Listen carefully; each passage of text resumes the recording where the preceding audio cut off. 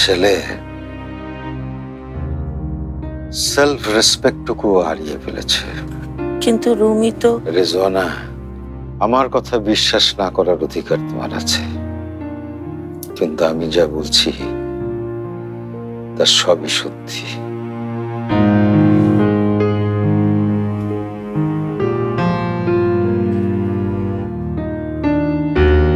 দেখো, ছেলেটার মুখের দিকে তাকিয়ে দেখো,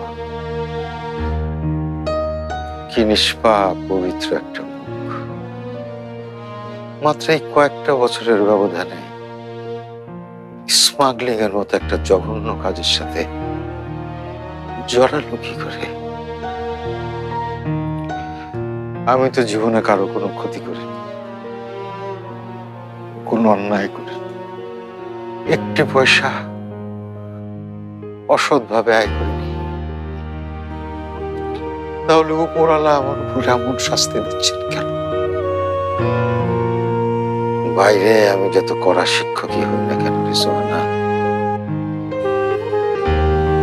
জীবনের পরীক্ষায় আমি শুধুই একজন ফেল করা ছাত্র।